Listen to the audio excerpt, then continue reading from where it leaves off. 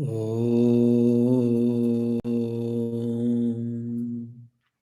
Asato Ma Sadgamaya Tamaso Ma Jyotirgamaya Mrityorma Amrutangamaya Om Shanti Shanti Shanti Hari Om.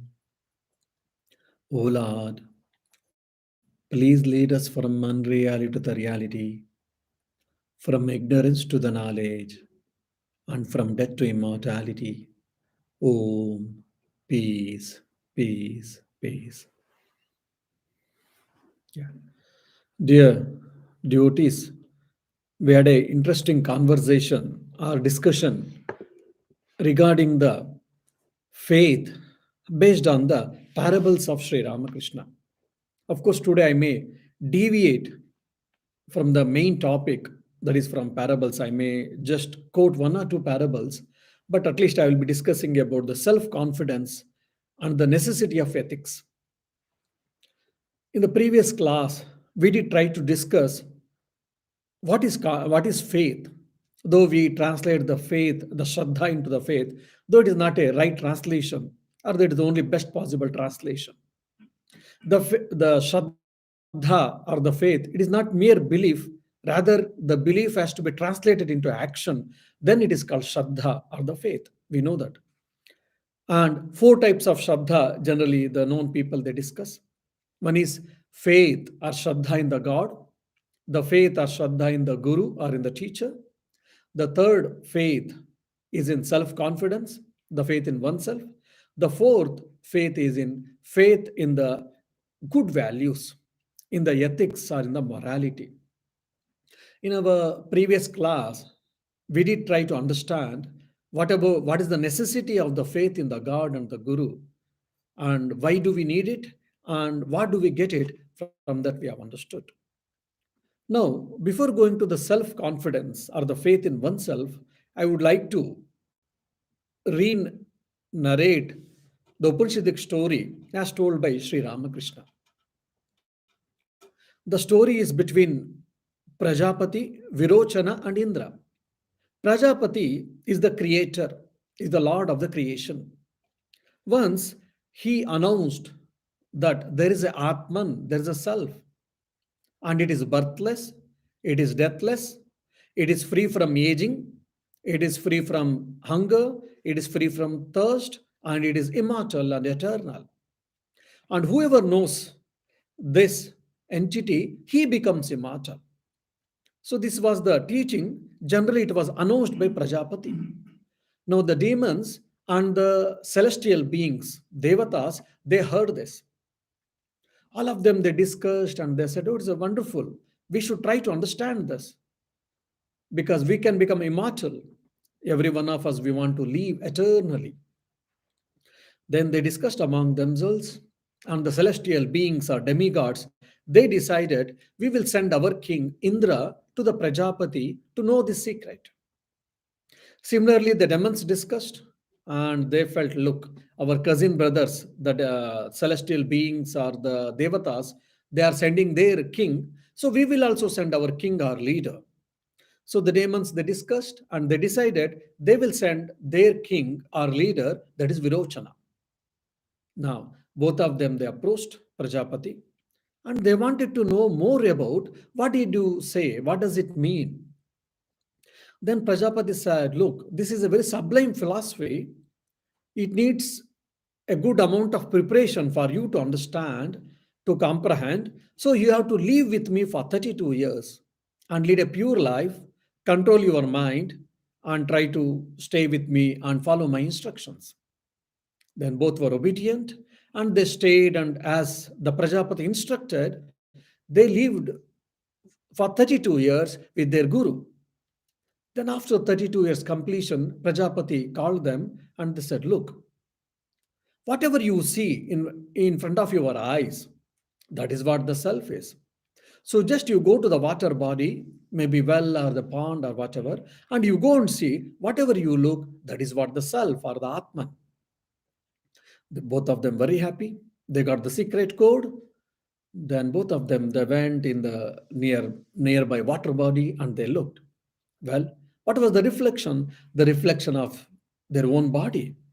They were all happy. Okay, self means it is body, physical body, grass body. Then they went and they explained both of them, Indra and Virochana, that whatever they see, they saw. Then Prajapati said, okay, here are the some jewelries and some cosmetics. Apply the cosmetics and wear the jewelry and go and see the reflection.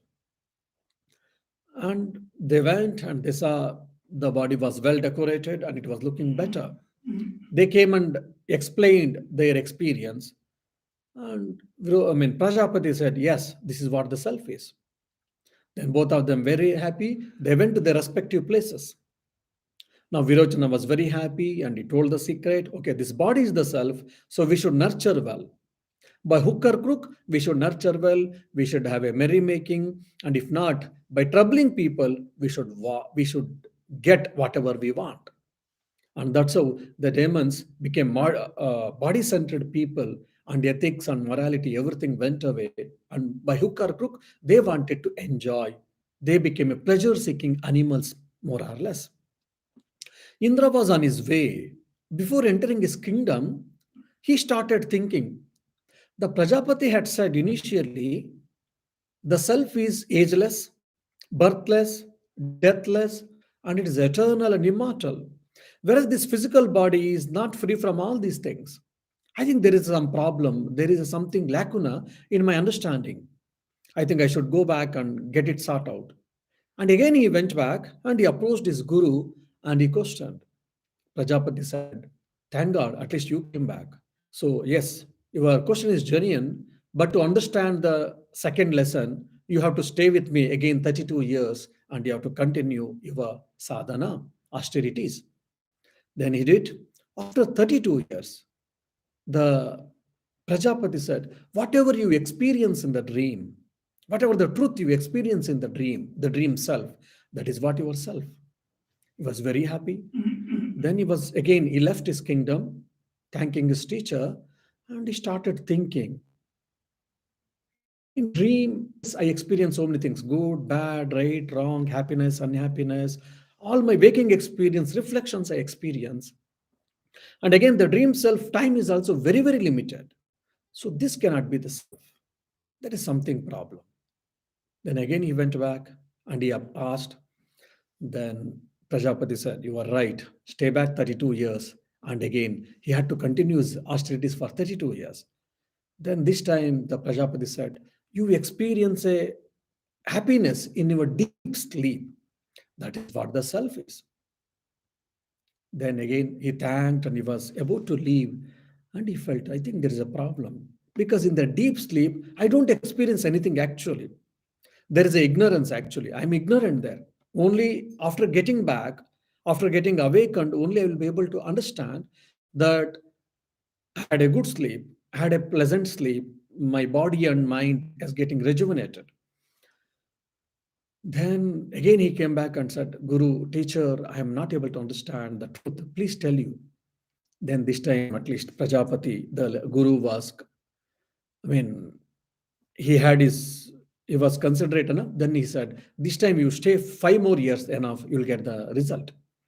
Then he stayed 5 more years and he continued his practices, austerities. Then he said, whatever you understand that exists all everywhere and whatever is there which is ageless, birthless, eternal, and no instrument can pierce or destroy it. Water cannot wet, fire cannot burn, air cannot dry, and which is eternal and which is never the object, it is always the subject. That is what the self is. By this time, the mind of the Indra was ready, and he had a lot of penance and austerities, and his mind was ready, and he was able to experience that self. Who am I? Whatever we say. And he went back to the, celestial beings or divine beings, and he started explaining that Brahma Vidya. And slowly, slowly, they started practicing spiritual practices, and they desired, they aspired for this eternal self, which is our inherent nature. So this is what all of we are supposed to do it. The moment we understand who am I, then we are safe actually. And now, so this we might have heard this couple of times, but how is going to change our life? How is going to alter our life if you think this is very important? For an example, whoever studied the Egypt philosophy or Egyptian civilization, they will be able to understand how faith can bring a lot of change. For example, in the Egypt civilization in the olden days, they had a different understanding that they have got two selves. One self is in the gross body, and which is an intact. After the death, the one self will depart this body. And if this physical body is intact, then only the self which has left this body, physical body, it can be safe. If any problem or if any distortion happens to this body, the other self which has left this body can get problem, or it can be distorted, or it can be destroyed. This is what their understanding. This is what their understanding about the self. And they had a faith in this. As a result, they tried utmost to protect their own physical body even after the death. Then what happened? As a result, a lot of science, a lot of time, energy, money, everything they spent, and pyramids came into existence, lot of chemicals, everything they found out, they discovered. Why?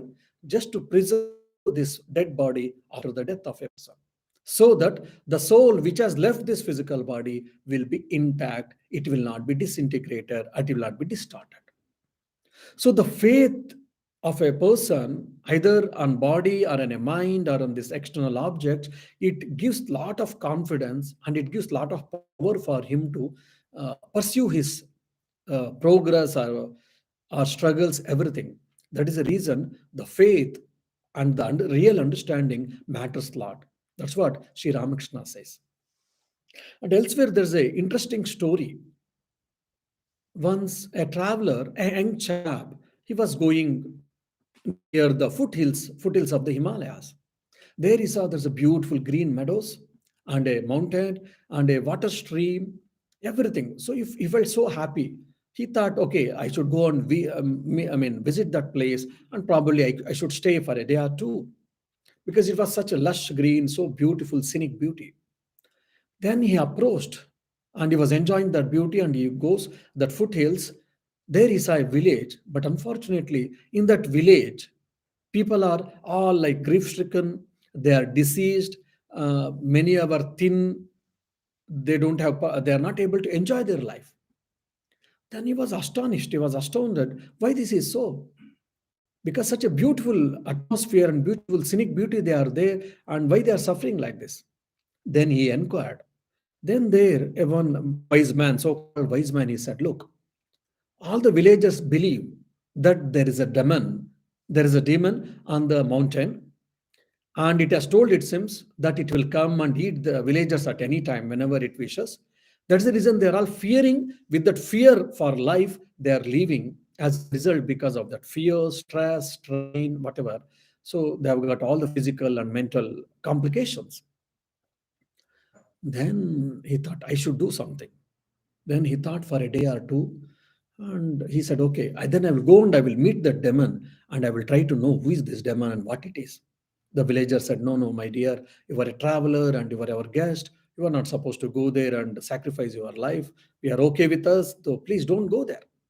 He said, nothing doing. I can handle this demon. I have got confidence in me. So don't worry. I will try to find out some solution for all of you. I'm really bothered. I'm really moved by your state. Then people all prayed for him. He was confident enough. He never cared. He was fearless basically, and he traveled on the mountain. And from distance he saw some black a farm. Then he started approaching. That a black farm started making some different sounds, which were probably terrifying sounds. But he never cared, and he started moving towards that black with hazy farm. When he started moving, that black farm started getting reduced in the size. And when he approached right in front, then it became so tiny, and he was able to just take into his hands, and he saw it just as a black farm which doesn't have any shape and any form or whatever. Then he started asking, "Who are you?" Then he said, I mean, that form, that so called hazy form, just like an amoeba or whatever, it made that I'm a fear. Wonderful. Why are you fearing these people? Oh, because I am able to fear them, that's why they are fearing. If they don't fear, then I don't exist there at all. So it's a figurative, what you say, expression of the fear. Because of the fear, because of the existential problems and theory of non-alienation and all we are speaking today in psychology, we struggle, we suffer, a lot of our stress, everything is because of this. So see, the fellow with that confidence, with the fearlessness, he approached, the fear got reduced, and he was able to take into the hands. What does it mean? That means we can face the life, we can face the struggles, we can face any adverse circumstances having the self confidence. So, this is why we need to have self confidence. And Swami Vivekananda goes to the extent saying that if you don't have a self confidence, if you don't have a confidence in yourself, you cannot really believe in God even. I don't have confidence in me, but I'm a great devotee. I believe in God. I believe in God's existence. If someone is saying, so according to Swami Vivekananda, it is just lying. Because he says that it is directly proportional. The more you have got self confidence, the more you will have confidence or the faith and shraddha or bhakti in the God also. So both are directly proportional. And one more Swami Vivekananda's often quoted statement is the old religion used to describe who is a devotee, who is a thief, one who has got a faith in the God. But the modern religion, which I am going to say, is that one who has got faith in himself is God theist, and one who doesn't have faith in himself is an atheist. So he has given a very new approach, new explanation for who is theist and who is atheist, who is Nastika and who is Astika. So when we hear all these things, we understand the importance of the self confidence. I think one of the, yeah, I think Bruce Lipton, I believe. Bruce Lipton has beautifully, he has discussed a few of the points and he has made a good research and he has written a beautiful book, Biology of Belief. In the Biology of Belief, what he says that probably in the olden days, that is called genetics determinism. He speaks of this genetics determinism. Like, oh, he was born in a like scientist family. That's why he also became scientist. He also became a professor of the college. Or he's a very intelligent. That's why he's able to success in his life. But whereas I was born in a poor family, poor people's family, my father was illiterate, my mother was not even literate. So I come from a poor background, normal background. That's why I cannot achieve many things. So this is called genetic determinism. So if my family, my parents, my forefathers, they are good, I can be good, otherwise not so. Though this is what expression or understanding of many people, that's what the Bruce Lipton says. And even Swami Vivekananda, in his Karma Yoga lecture, he addresses this problem and he says, if this genetics would have been the factor, the whole factor for anyone's growth, then probably Jesus would not have been such a great person. Why? Because Jesus' father was any ordinary carpenter. Thousands of carpenters were there during the Jesus father's time, John. So similarly, Buddha's father was Shuddhodana. He was a prince of a small kingdom. Like thousands of princes were there, kings were there in India those times. But all of their children were never became Buddha. So genetics matters a lot or matters something, no doubt, but it is not the alpha and omega of the life or success. So we can overgrow. That's what Swami Vivekananda said 125 years before. And today, Bruce Lipton, he says that genetic determinism is a small component, as a small factor which really contributes for our growth. Then the question may come for all of us, then what is the contributing factor? He says epigenetics. Epigenetics means what? He says, I mean, I would like to quote his own quotation. It is not the gene directed hormones and neurotransmitters that control our bodies and minds. Rather, our beliefs control our bodies, our minds, and thus our lives. Unquote. What a beautiful statement. It is not the genes which, what you say, directs our neurons and control our bodies instead, our mind. Instead, our beliefs control our bodies and minds, and thus our lives. So this is the same idea has been beautifully told in Bhagavad Gita, Shraddha Mayoyam Purushaha. As his faith, so his personality. And Upanishad says, Yo Yachraddhasa Eva Saha. As his faith, so his what do you say, belief, so his personality. So the quality of faith increases, the quality of the personality, the quality of the work, the quality of his achievements also improves. So this is what the need and the efficacy or the greatness of this self-confidence. And this we can see very clearly in Sri Ramakrishna, Swami Vivekananda, or the greatest scientists like Albert Einstein and Thomas Alva Edison, all these people, which is one of the famous statement which I always like and remember, the statement of the Thomas Alva Edison. We all know what did Thomas Alva Edison discovered and all. But before discovering and before becoming a successful person, there's a story that he failed 1,000 times exams, my dear. 1,000 times he had failed, but his perseverance really we should all admire. He never got, I mean, negative in his approach, and he was keep on trying. He was keep on persevering. And finally, when he was successful, when someone examined, when someone questioned him, he said, "See, 1,000 times I failed, 1,001st time I discovered, but I never felt that I failed 1,000 times. Rather, every time I understood, okay, by this way or by this approach, I cannot invent, I cannot discover whatever I desire." So every time I was keep on, my knowledge was getting improved, it was getting broadened, and I was trying to understand things in better. So 1,000 times he failed, and 1,001st time he discovered, and he became a history. I mean, he became a celebrity. How is it possible? If you deeply think, that is because of the self-confidence. That's why Adi Shankaracharya, he describes, probably in the previous class I did mention about this, that Shankaracharya defines Shraddha as positive attitude. So, who has got Shraddha, confidence, self confidence in himself, he will be positive always, he will be never negative. So, that's what we can see in the Thomas Alva Edison.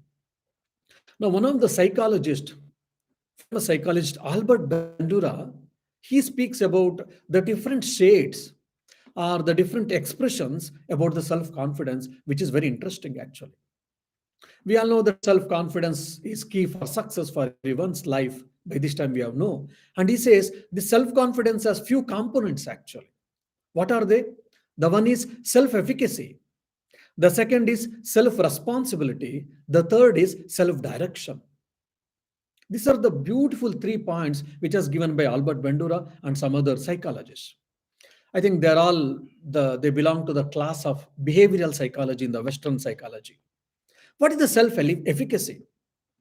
If you want me to tell, probably in the layman's language, it is like just in a simple sentence, I can tell what is self efficacy. The self efficacy is best defined is I can do it. I mean, always I remember when I remember this sentence, I can do it. When we were small in the classroom, we were 50 to 60 students. And teacher used to ask a question. And everyone, most of the time, we used to keep quiet. If we don't know, otherwise we would have told. And I mean, using the pronoun, if the teacher said, "Can you say?" Probably teacher had a confidence in me or in my friend also. "Can you say?" Immediately we used to make a reaction and we used to say each other. We used to see each other. Means I don't have a confidence. Probably I've got a confidence with my friends who is next to me and who is behind me. That's why we used to see back or we used to see each other. That shows that I don't have confidence. I've got confidence in someone else. That is not the case. The self-efficacy means I can do it. I have got a confidence. Probably if you see Napoleon Bonaparte, in Napoleon, we can see very clearly he had that confidence. I mean, Napoleon Bonaparte, he was actually prisoned for some reason. And the next day he was supposed to be hanged. And imagine a person who will be hanged the next day, the previous day, what will be his plight? So he was prisoned and it was a late night. The jailer, who was very anti or who used to hate this Napoleon Bonaparte for his own selfish reasons, and it was political reason because of that he was prisoned. This jailer was very happy. So one of the person who used to hate him and who can be contested for his position, political position, is going to be hanged tomorrow. So I'll be free from one of the enemy in my political career. So this guy, as a jailer, he wanted to go and see the plight of the Napoleon Bonaparte. And the jailer was expecting any, of course, anyone we do expect that Napoleon will be morose, or he will be sitting and crying, and he will be cursing the people or himself or fate or God, whatever. The jailer went to see the Napoleon Bonaparte, what he will be doing. For his astonishment, with the help of a lamp or a dim light, Napoleon was doing some work. Then jailer was astonished. First time, like he's seeing that he's not crying, he's not morose, he's happy, he's not normal, he's quite natural, normal. Then he said, Mr. Napoleon, how are you? In a sarcastic way, this jailer asked. Napoleon said, I am fine, I'm okay. Fine, fine, wonderful. What are you doing? Something interesting you are doing, it looks like. Napoleon said, yeah, if I get a chance, I would like to redraw the Europe map. That is the reason. That is the reason I am trying to make what to do. Then the jailer was astonished to hear this. He said, look, tomorrow morning you are going to be hanged, and you are saying that. You are thinking that you will be redraw the map of Europe.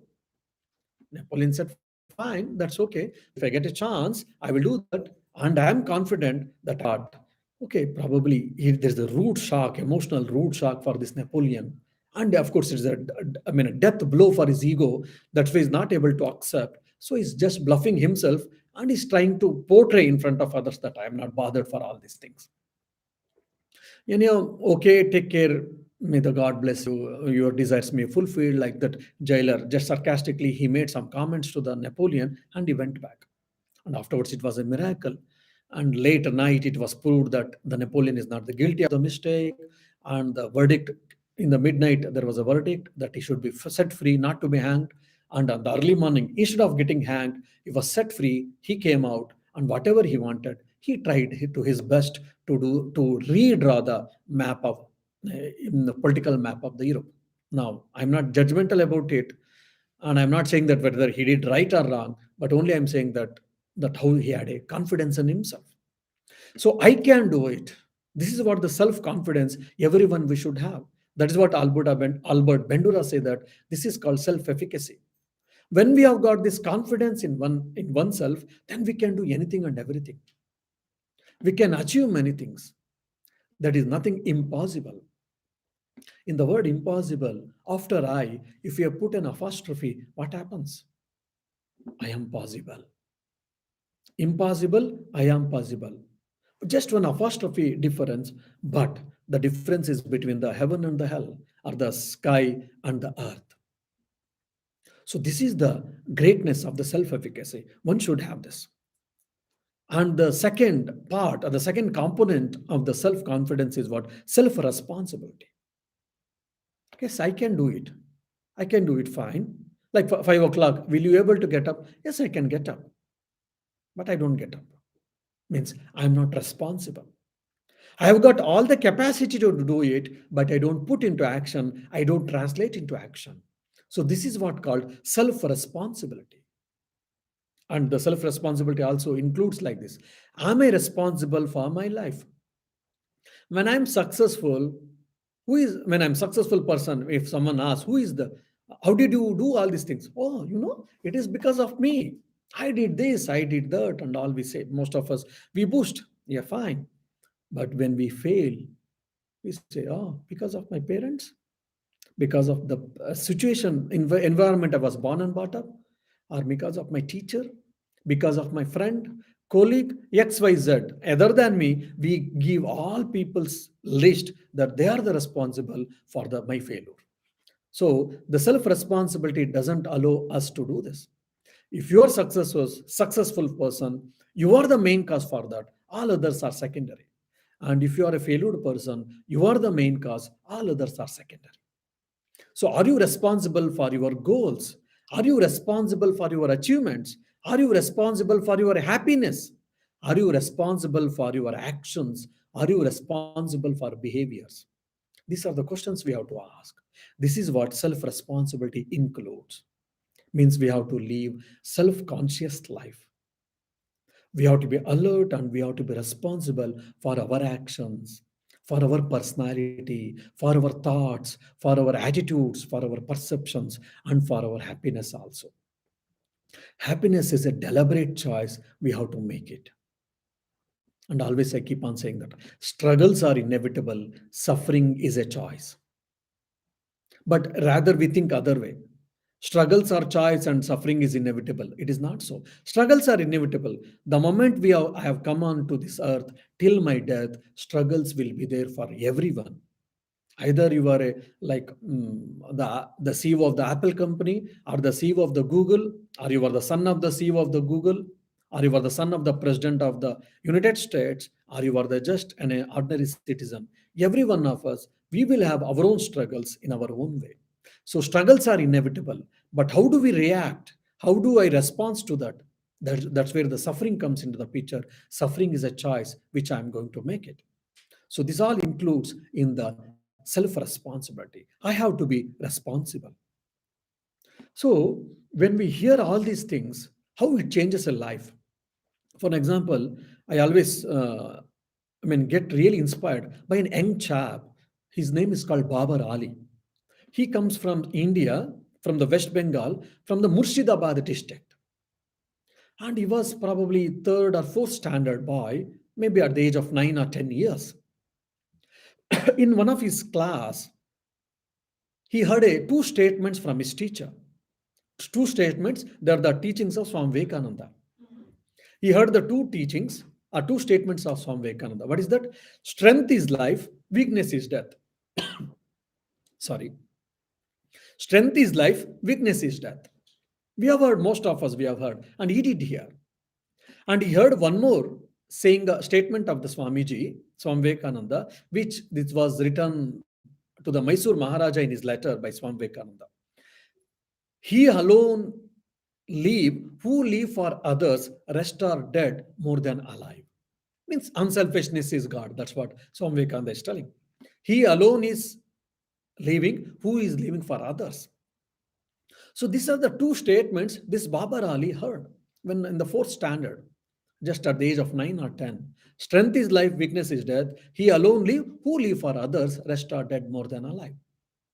When he heard, there was a what do you say energy for in the energy so much it got awakened in him, and he started deeply thinking. One is I should have strength, I should not have any more weakness. First point. Second is Swamiji saying that unselfishness is God, and I should start experimenting and what you say putting into practice this unselfishness. Means basically I should start serving. Now imagine at the age of 9 or 10, just third or fourth standard boy, what he can serve.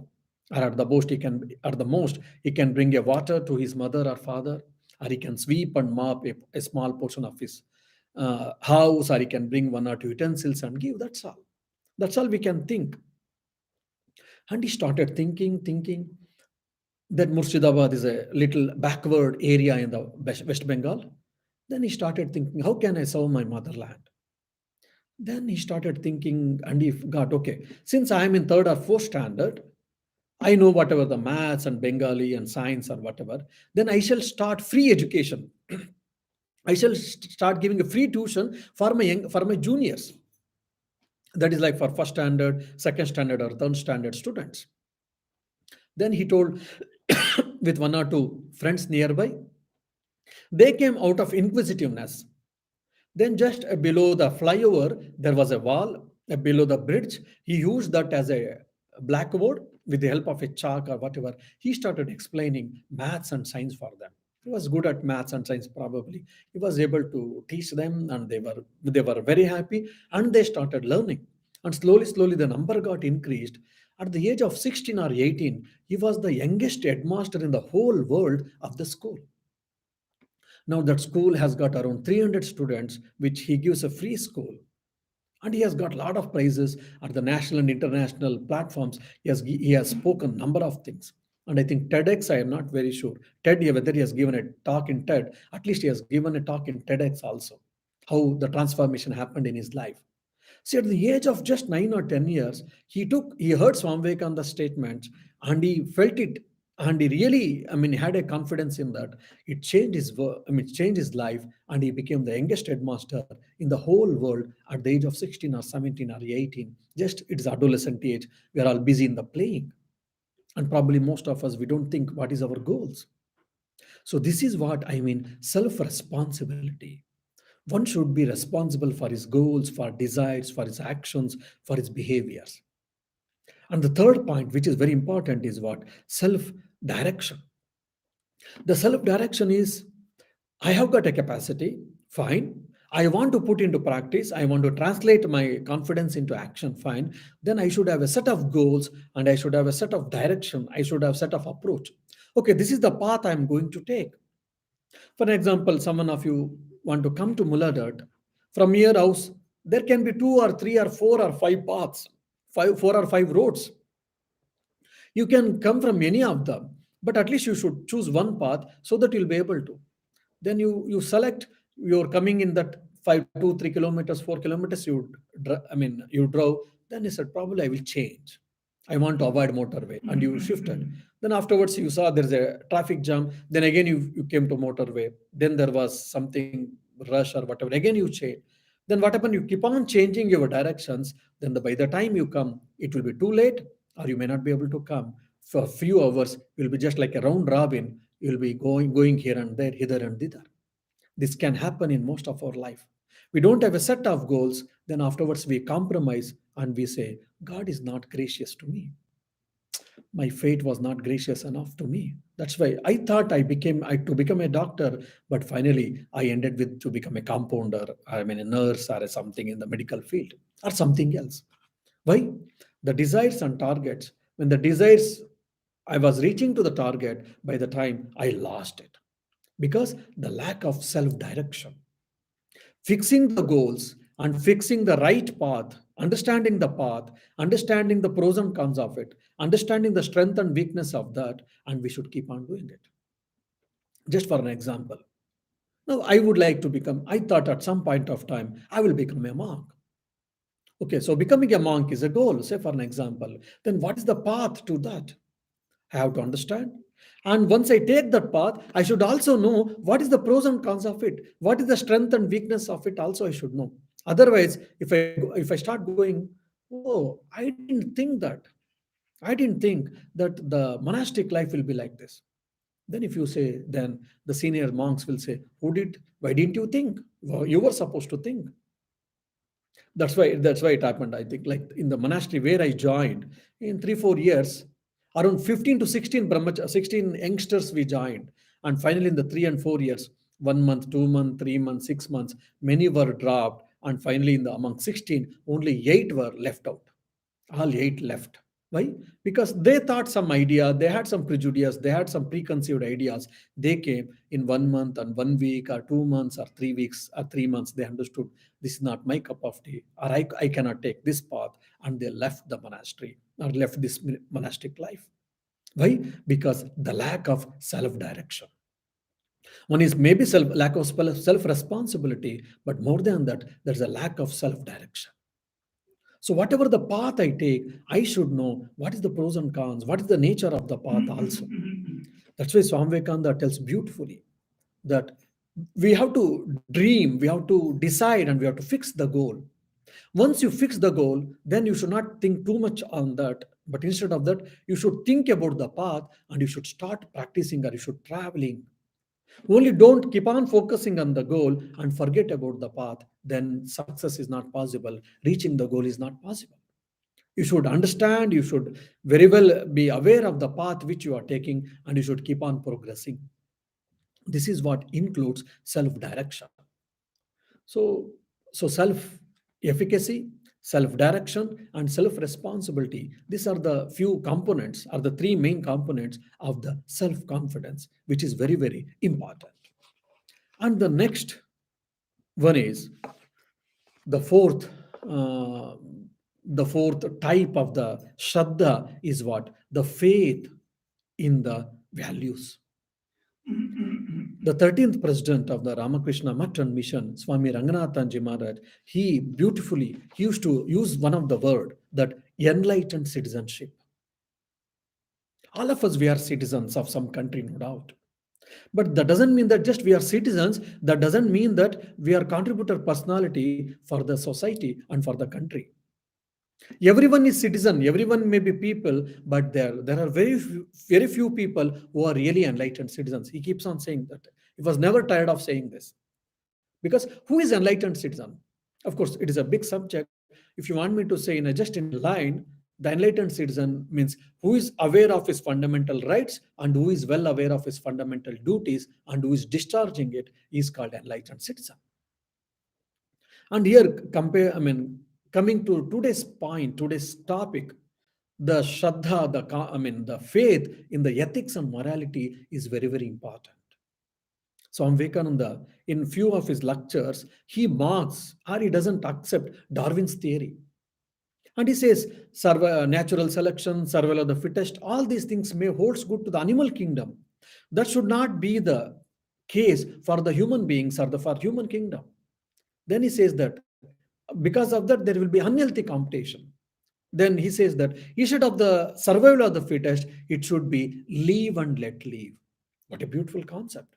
Live and let live. Let me live happily and let me leave others also to live happily.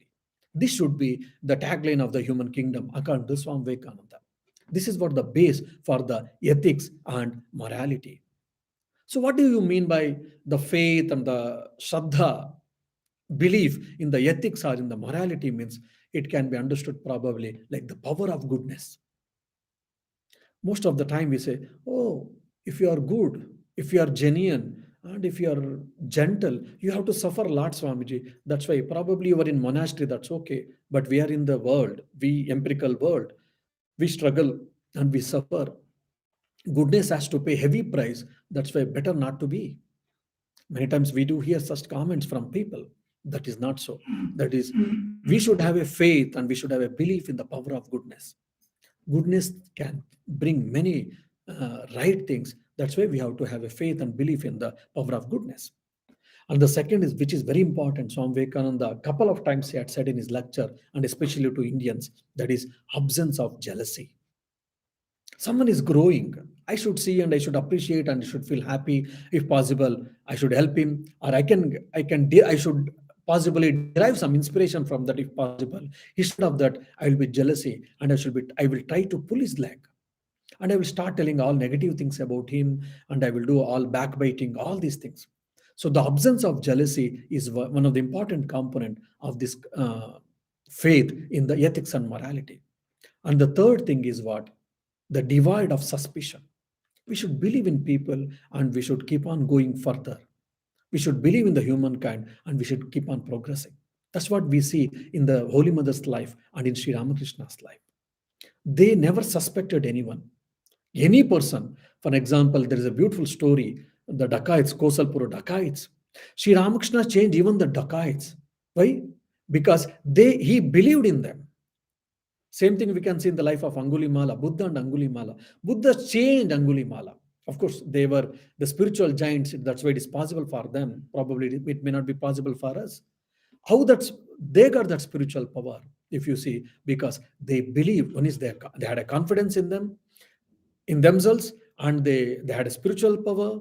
They had a belief in the goodness, absence of jealousy, and they believe in people.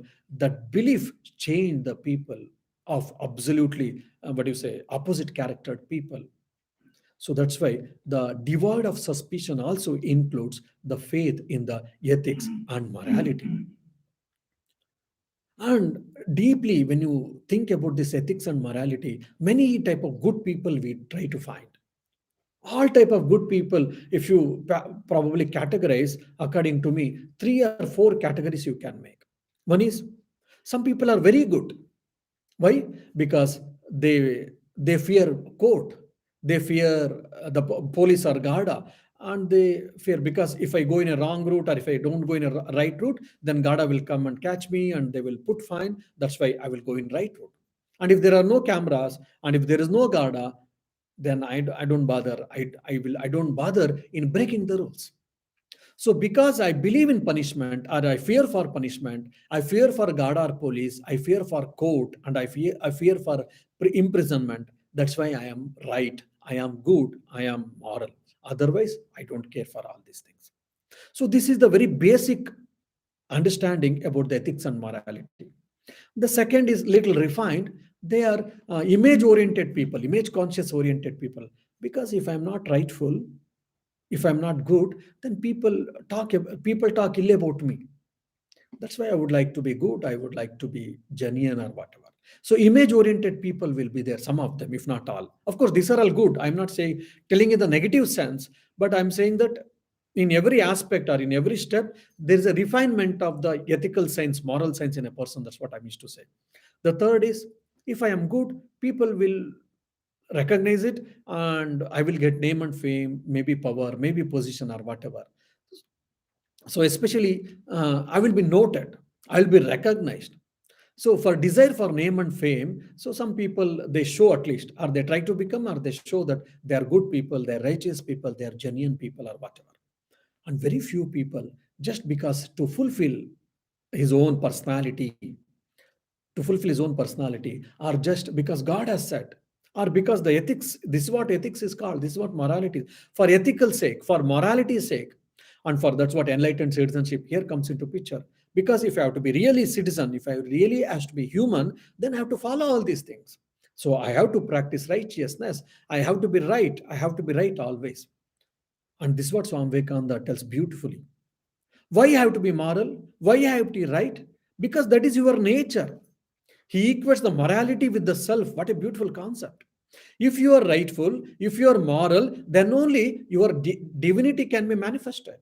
He equates the morality and ethics with the divinity. Both are one and the same, or there are the two sides of the same coin.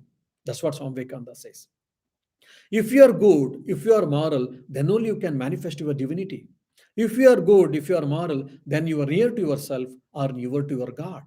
It is not going to temple, or it is not going to something, religious places. By being a moral, by being a righteous, then only you can be near to the self or near to the God. So these are the few different shades of understanding of the morality which we see in the people. So Shraddha includes faith in the God. Shraddha also includes faith in the teachers and scriptures teachings. And Shraddha includes the faith in oneself. Shraddha includes also the faith in the morality and ethics. All these things put together, this if we can develop this Shraddha, as Sri Ramakrishna says that he will be a complete person. He will be successful person, and either God realization or self realization, or a successful person in this empirical world. All things are can be achieved. So may Sri Ramakrishna bless all of us so that we shall have this Shraddha and we shall progress in our life. Om Shanti Shanti Shanti. Hare Om Tat Sat. Shri Ramakrishna Arpanamastu.